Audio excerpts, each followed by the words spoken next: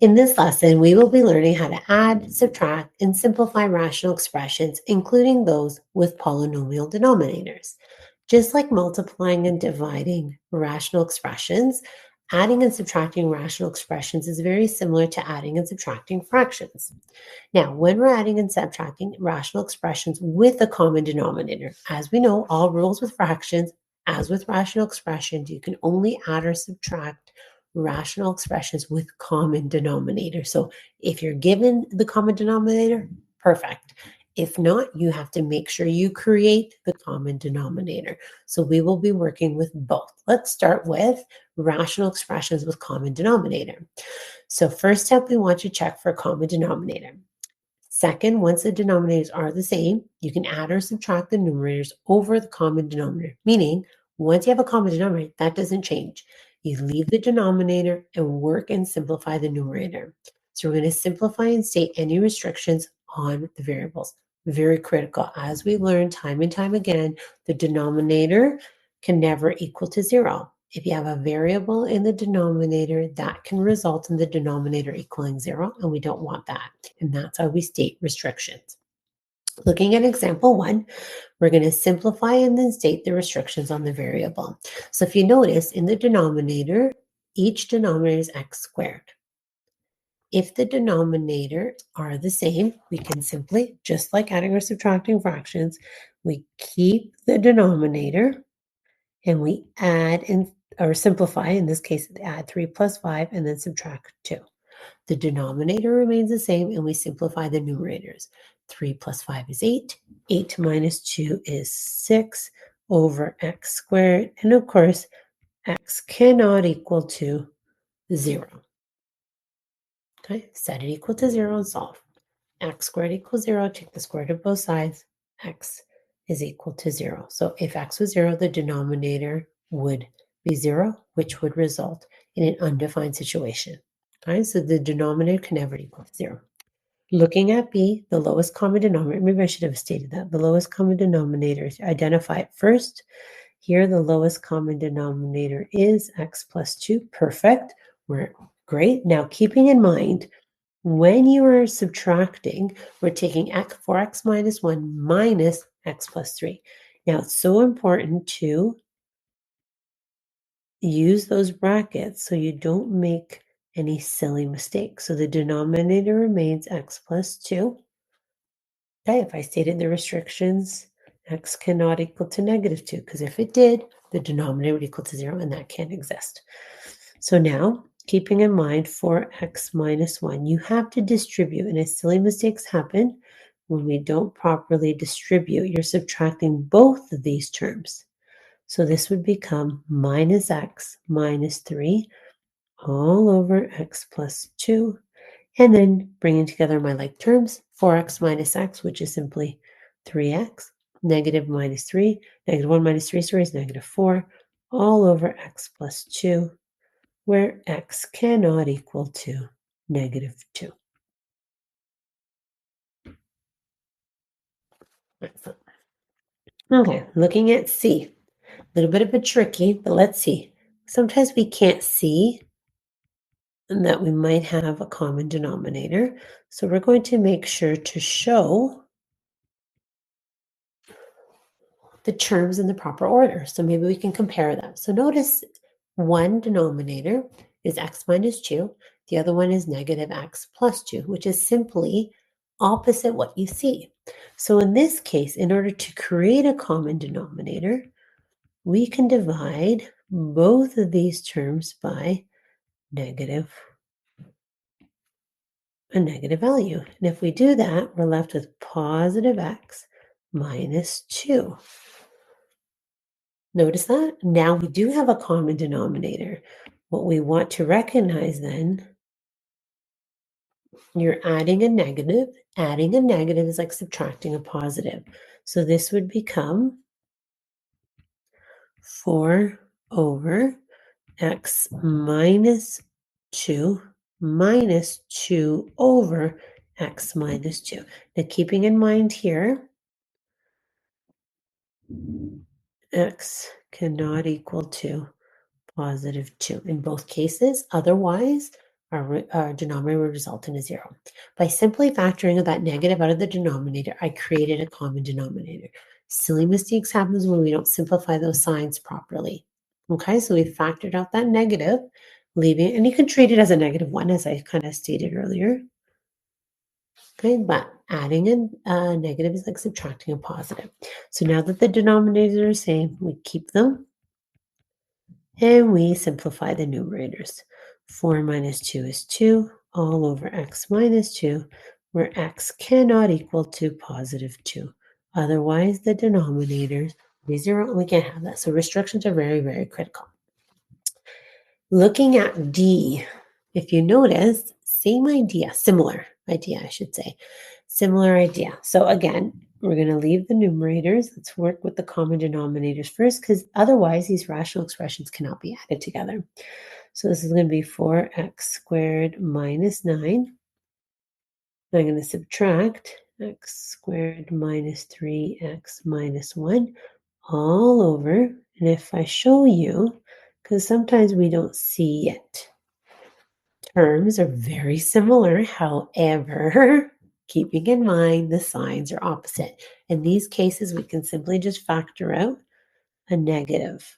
So let's do that. Again, notice I haven't changed anything. I just want to make sure my denominators are the same. So minus x squared all over. If I factor out that negative, I'm left with 4x squared minus 9. And by doing that, notice what's happened. We're subtracting a negative. Well, what happens when we have two negatives? Subtracting a negative is like adding a positive. So we're going to say 2x squared plus 3x plus 1 all over 4x squared minus 9 plus x squared minus 3x minus 1 all over 4x squared minus 9. Now, if you notice in the denominator, it would be hard to be able to tell what are my restrictions. What I'm hoping you recognize that it is a difference of squares.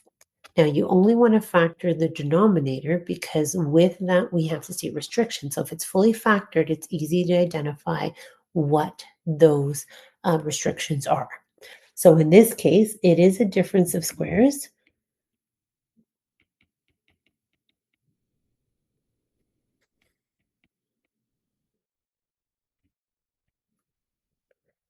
Two x all squared minus 3, which is 4x squared minus 9. So with that in mind, the denominators are the same. So we're going to say 2x squared plus 3x plus 1 plus x squared minus 3x minus 1 all over. Now I can let me just bring them together first, and then I'll factor in the next line. So we can bring together a like term, 2x squared plus x squared, which is 3x squared, 3x minus 3x, which is simply, those cancel 0, 1 minus 1 is 0. So that's all over. So those cancel out. These cancel out, and we're left with 2x plus 3, 2x minus 3. And now with our restrictions, x cannot equal to, again, if you cannot tell, we can just set it equal to 0 to the side. And we would have 2x is equal to negative 3. Divide that by 2. Divide that by 2. X is equal to negative 3 over 2. Likewise, if we put 2x minus 3 equals 0, 2x is equal to 3. X is equal to 3 over 2. So therefore, we can say x cannot equal to plus or minus 3 over 2. What restrictions must be stated? So in these examples, the denominators were the same. They were common. Not always is that the case. So now we're going to look at some examples. We're adding and subtracting rational expressions with different denominators. First thing we're always going to do is write the expression with a common denominator by finding the least common denominator. Once we have done that, we're going to add or subtract the numerators over the lowest common denominator. Check if there are any common factors to divide out, and simplify standard restrictions on the variables. Very, very important. So looking at the denominators, so we have 5x, 2x squared, and x cubed. Now, remember, each of the variables must exist. It has to be common, so you're creating that.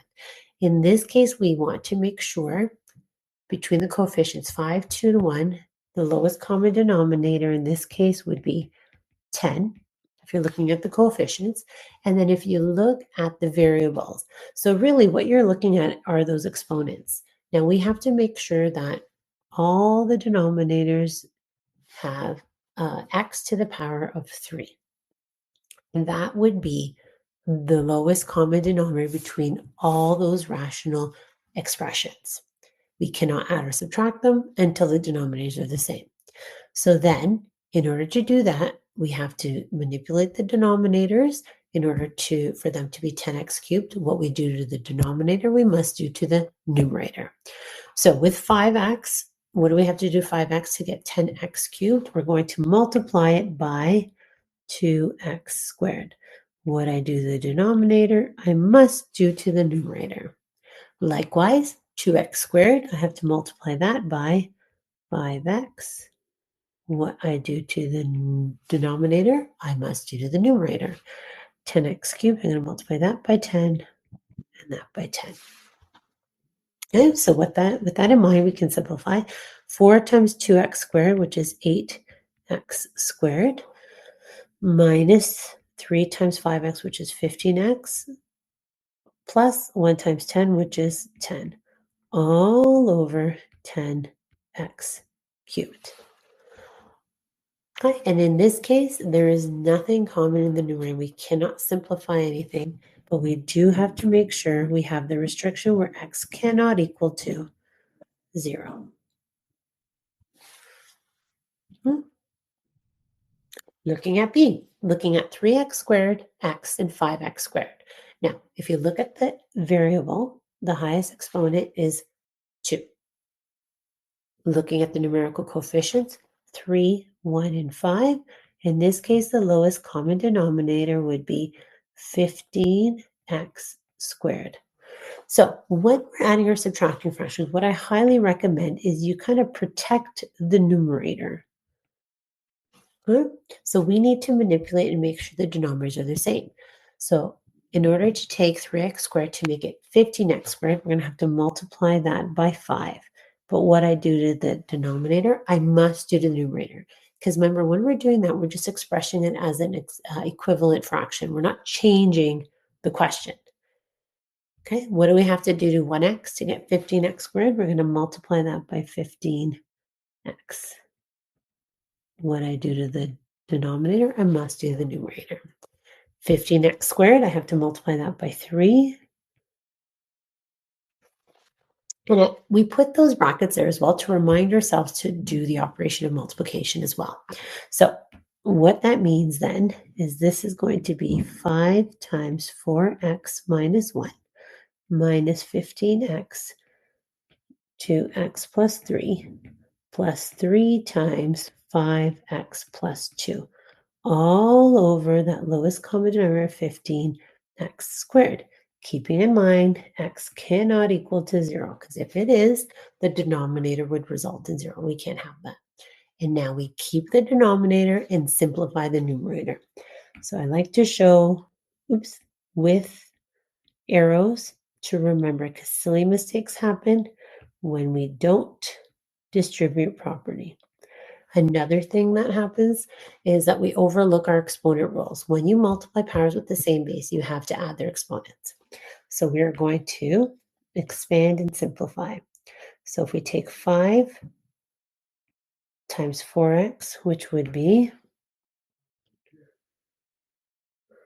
20x minus 5 minus 30x squared minus 45x plus 15x plus 6 all over 15x squared, keeping in mind x cannot equal to 0.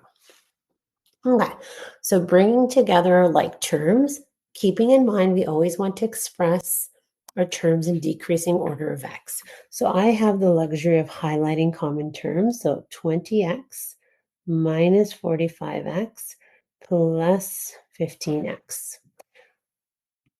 We have minus 5 plus 6. So those are our like terms.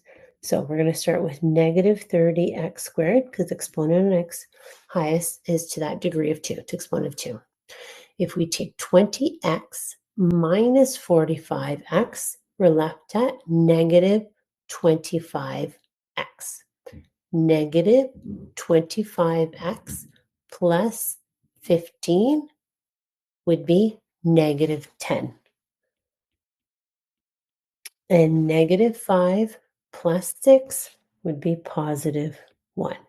All over 15x squared, where x cannot equal to 0.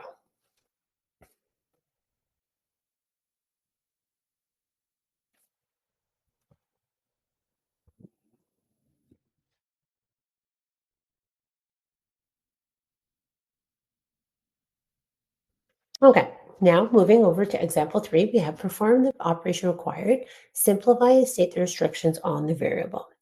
So when we, again, as you can tell, the denominator is getting that much more complicated. With that in mind, you always want to fully factor the denominator. So now it's not single terms. Now we have a polynomial, in these case, trinomials in the denominator. We need to remember factoring skills and fully factor the denominator before we decide on that common denominator. So looking at A, we have leave the numerator, because we cannot subtract these until we fully factor the denominator. So my sum is equal to 2, my product is equal to negative 3. Thinking of two numbers added together to give you 2, multiplied together to give you negative 3. 3 times negative 1 is negative 3. 3 plus negative 1 is 2. So we can, because it's a simple trinomial, okay, we're subtracting x plus 2 all over. So in this case, my sum is equal to 4. My product is equal to negative 5. Thinking of two numbers, 5 and negative 1. So this would be x plus 5, x minus 1. Okay, so we look at the denominator. So in this case, my lowest common denominator. They both have an x minus 5. Excellent. However, each of them have a different binomial. So the lowest common denominator would be all those multiplied together. I stressed above, let's protect our numerators because we have to remember we're subtracting those and we have to make sure that we have a common denominator before we can do that. In order to come up with a common denominator, we multiply them together. In this denominator, we're missing x plus 5. We also put those brackets to remind ourselves that we are multiplying. Okay. Likewise here, we're missing x plus 3, x plus 3. Okay. Knowing, of course, our restriction x cannot equal to negative 5, negative 3, and 1. Okay. I look at the denominators. We'd never want them to equal to 0. We look at the binomials and see what values of x would result in that being 0. So with that in mind, we're going to take x plus 5 times x plus 1. And we're going to subtract it from x plus 2 times x plus 3. All over x plus 5, x plus 3, and x minus 1. Once you've come up with that common denominator, you never expand the denominator. You will, however, expand the numerator fully. Now, keeping in mind when we multiply two binomials, we talked about the double dating or FOIL, whichever way helps you remember the order of multiplying two binomials.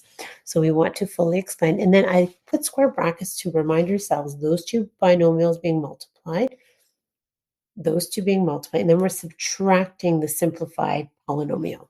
So I'm going to leave the brackets to remind myself to do that. So x times x is x squared. X times 1 is x. 5 times x is 5x. And 5 times 1 is 5. X times x is x squared. X times 3 is 3x. 2 times x is 2x. 3 times 2 is 6. All over, keeping that.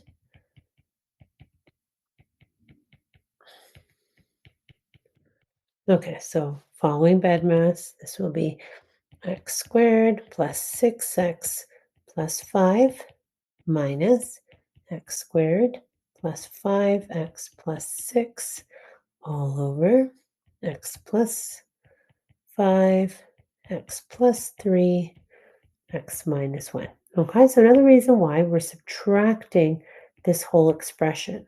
So you have to make sure to distribute that negative. So this then becomes x squared plus 6x plus 5 minus x squared minus 5x minus 6 all over x plus 5, x plus 3, x minus 1. And now we can fully simplify. Again, I have the luxury of highlighting.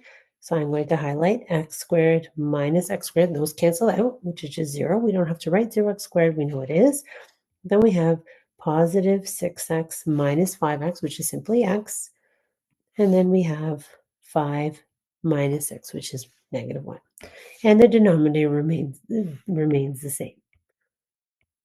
So we can say x squared x minus 1 all over x plus 5, x plus 3, and x minus 1.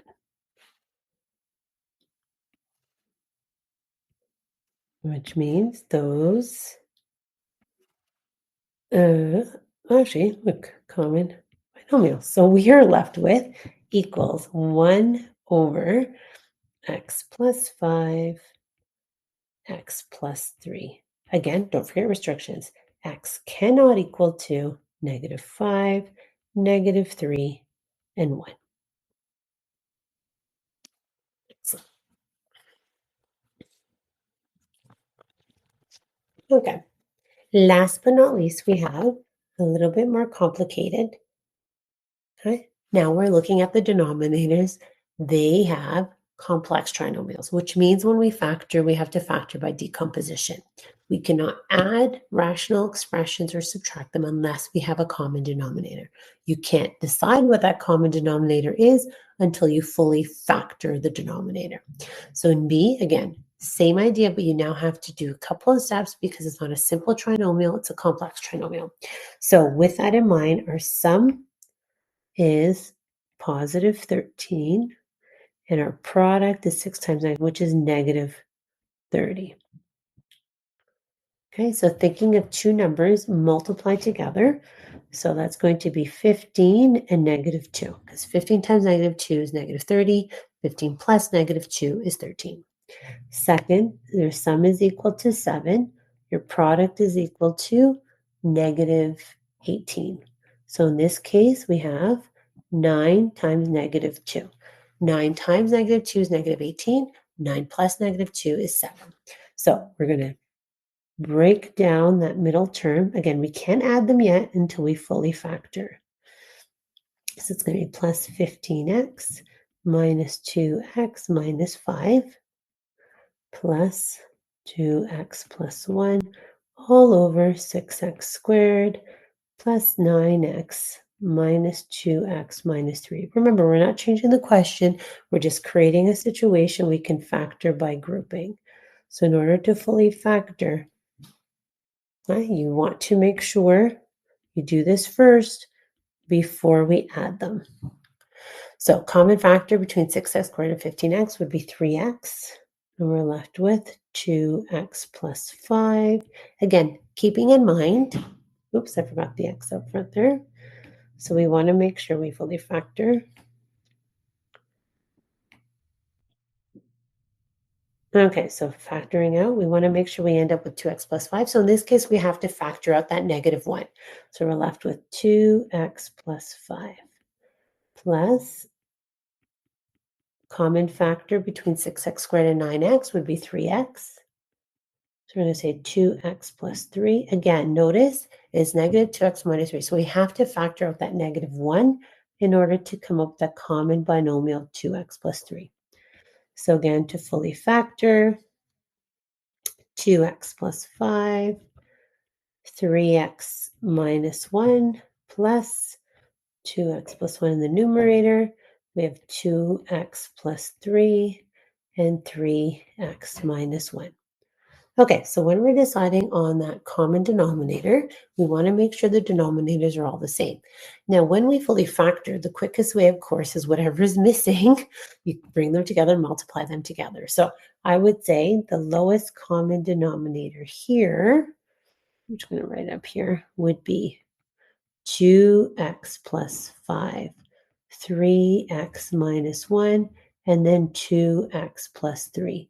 We have to ensure that both rational expressions have that denominator before we can add them. So here, the first one, again, don't forget to protect numerator. We're going to multiply 2x plus 3, 2x plus 3. Therefore, that denominator would be the same. Like with here, this denominator is missing the 2x plus 5, 2x plus 5.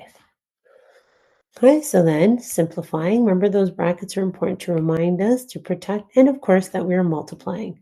So we're going to take 3x times 2x plus 3 plus 2x plus 1 times 2x plus 5.